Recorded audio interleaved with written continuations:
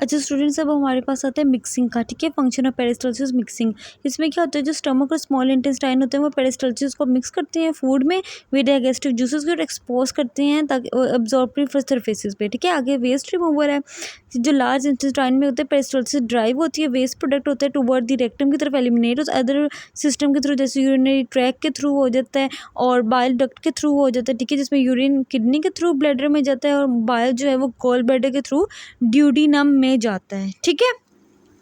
फिर आगे हमारे पास आ जाता है मैकेनिज्म ऑफ पेरिस्टाल्सिस, ठीक है। ये वही मैकेनिज्म है कि जिसमें क्या होता है कि वही मसल्स की जो कॉन्ट्रैक्शंस होनी है वो सारी चीज़ें होनी है इसमें, ठीक है। इसमें मेन रोल जो होता है ना वो मसल्स का होता है, ठीक है। मसल सारा कुछ कर रहे होते हैं, ठीक है। तो मसल कॉन्ट्रैक्शन में क्या होता है, ये इन्वॉल्व होते हैं कॉन्ट्रैक्शन ऑफ सर्कुलर मसल होते हैं और लॉन्गिट्यूडनल मसल्स होते हैं डाइजेस्टिव ट्रैक की वॉल्स पे, ठीक है। और ये वेव लाइक मूवमेंट होती है, कॉन्ट्रैक्शन क्रिएट करते हैं वेव लाइक मोशन को, ठीक है, जो कि पुशेस करते हैं कंटेंट को आगे फॉरवर्ड की तरफ। और इनवॉलंटरी प्रोसेस क्या होता है, ये कंट्रोल होता है बाय नर्वस सिस्टम के, जिसको हम लोग माइंटेरिक प्लेक्सस भी कहते हैं, ठीक है। अब इन्होंने नीचे बताया कि माइंटेरिक प्लेक्सिस लाई करता है हमारे पास लॉन्गिट्यूडनल और सर्कुलर स्मूथ मसल की लेयर्स में, ठीक है, बिटवीन, ठीक है।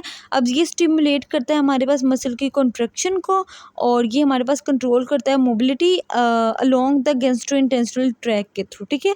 आगे जो हमारे पास आ जाती हैं एग्जांपल्स आ जाती हैं पेरिस्टाल्सिस की, जिसके थ्रू आप लोग को ईजी हो जाएगा रिमेंबर करना पेरिस्टाल्सिस का, ठीक है। इसमें सारा वही कि किस तरह वो प्रोसेस वगैरह सारा कुछ हो रहा होता है, ठीक है।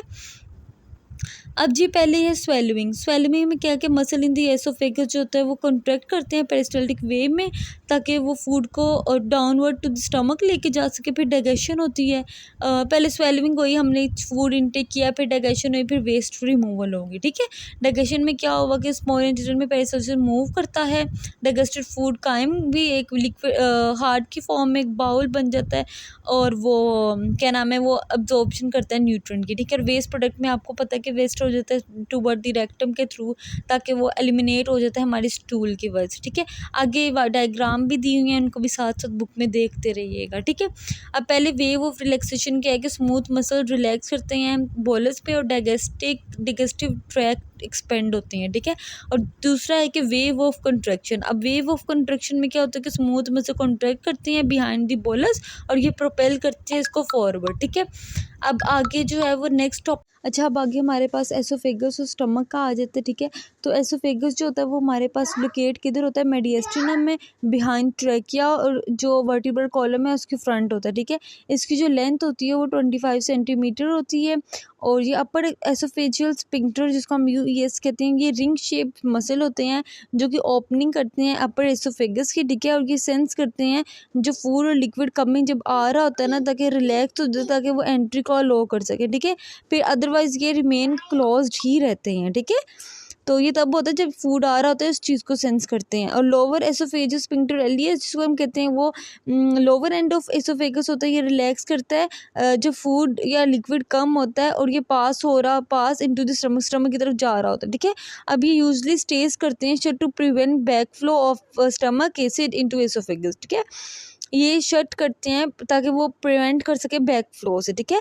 अब इसमें क्या होता है कि कोई डाइजेशन नहीं होती है एसोफेगस में और ये सर्व करते हैं इस पैसेज को, और जो पैसेज मूव होती है वो फूड वो डाउन टूवर्ड होती है लोअर एसोफेजियल स्फिंक्टर के, ठीक है। आगे स्टमक की डिवीजन हुई है 4 मेन एनाटॉमिकल पार्ट में। कार्डिया जो सराउंड होता है सुपीरियर ओपनिंग ऑफ स्टमक है जो कनेक्ट होता है स्टमक विद एसोफेगस के साथ, ठीक है। फंडस जिसको हम लोग कहते हैं, फंडस में राउंडेड गैस फिल्ड पोर्शन होता है जो सुपीरियर और लेफ्ट ऑफ कार्डिया के होता है, ठीक है।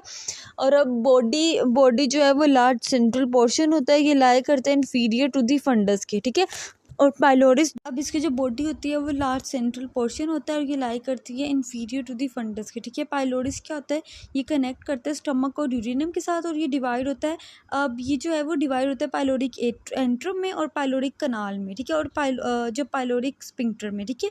अब पाइलोरिक एट्रियम ये वाइडर और प्रोक्सिमल पार्ट होता है और ये जो पाइलोरिक कनाल है ये डिस्टल पार्ट होता है, ये नैरो होता है। और पाइलोरिक स्फिंक्टर रेगुलेट करता है पैसेज को ताकि कायम से ड्यूडिनम की तरफ, ठीक है। आगे जो डायग्राम बनी हुई है उसको ये उसमें यही शो होता है कि अपर एसोफेजियल स्फिंक्टर और लोअर का बताया हुआ है सारा, ठीक है। इस डायग्राम को आप एक दफ़ा देख लीजिएगा। अब आगे हमारे पास आते हैं स्टमक वॉल और उसके फंक्शंस जो हैं, ठीक है। अब जो लेयर ऑफ स्टमक वॉल की सबसे पहले देखिए एनाटॉमी देख लेंगे। सिरोसा जो आउटर मोस्ट लेयर होती है और मस्कुलरस जो 3 लेयर्स होती हैं। ये आउटर लॉन्गिट्यूडिनल मसल होता है, इसमें मिडल सर्कुलर मसल होता है, इनर ऑब्लिक मसल होता है जी। और सब म्यूकोसा जो की लेयर होती है। फिर म्यूकोसा आता है जो कि लाइन हुआ होता है सिंपल कोलमनर एपिथेलियम से, और ये फॉर्म करता है गैस्ट्रेटिक पिट्स के, और ये ओपनिंग करता है गैस्ट्रिक ग्लैंड से, ठीक है। अब टाइप ऑफ एपिथेलियल सेल जो स्टमक में होती हैं वो सरफेस म्यूकोजल सेल होती हैं, ये लाइन होती हैं गैस्ट्रिक पिट सक्रीट करते हैं ये म्यूकस को। और जो प्राइटल होती हैं वो ऑक्जेंटिक सेल्स जो कि प्रोड्यूस करते हैं HCl को और प्लस इंट्रिंसिक फैक्टर को। और चीफ सेल्स जो होते हैं सक्रीट करते हैं पेप्सिनोजिन को। और जो एंडोक्राइन सेल्स होती हैं सक्रीट करते हैं गैस्ट्रिन इनटू द ब्लड में, ठीक है। आगे हमारे पास फंक्शंस ऑफ स्टमक।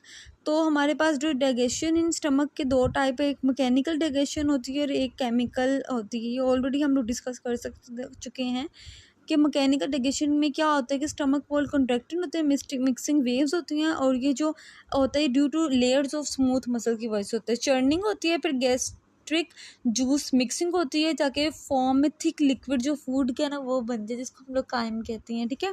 और केमिकल में क्या होता है कि जैसे केमिकल्स यूज़ हो रहे होते हैं, जैसे एंजाइम म्यूकस के HCl गैस्ट्रिन इंट्रिंसिक फैक्टर और पेप्सिनोजन यूज़ हो रहे होते हैं, ठीक है। अब उन्होंने डिटेल ऑफ गैस्ट्रिक सिक्रीशंस का बताया हुआ है। इसमें ये कि म्यूकस सेल्स होते हैं जो सक्रीट करते हैं म्यूकस को, और प्लस एल्काइन म्यूकस प्रोटेक्ट करता है एपिथेलियम को, किससे, एसिडिक काइम और पेप्सिन से, ठीक है। प्राइटल सेल्स जो सक्रीट करते हैं HCl, और लोअर स्टमक इसका जो pH जो एवरेज होती है 1 to 3, लेकिन एवरेज 2 तक होती है, ठीक है। फंक्शन ऑफ HCl का क्या, ये किल करता है बैक्टीरिया में जो फूड के में जो बैक्टीरिया होता है उसको किल करता है, और स्टॉप करता है कार्बोहाइड्रेट डाइजेशन को बाय इनएक्टिवेटिंग सलाइवरी अमाइलेज, जो मतलब कि हमारे फूड से हम लोग को कार्बोहाइड्रेट डाइजेशन ना हो, ठीक है।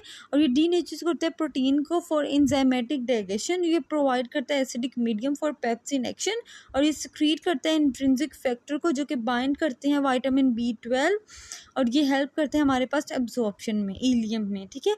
अब आगे चीफ सेल्स में बताया कि चीफ सेल्स सक्रीट करते हैं पेप्सिनोजन, ठीक है, जो कि एक्टिव फॉर्म होती है, और पेप्सिनोजन कन्वर्ट होती है पेप्सिन में बाय HCl के थ्रू। और पेप्सिन जो है ये एक्टिव एंजाइम है जो कि डाइजेस्ट करता है प्रोटीन को किसके थ्रू,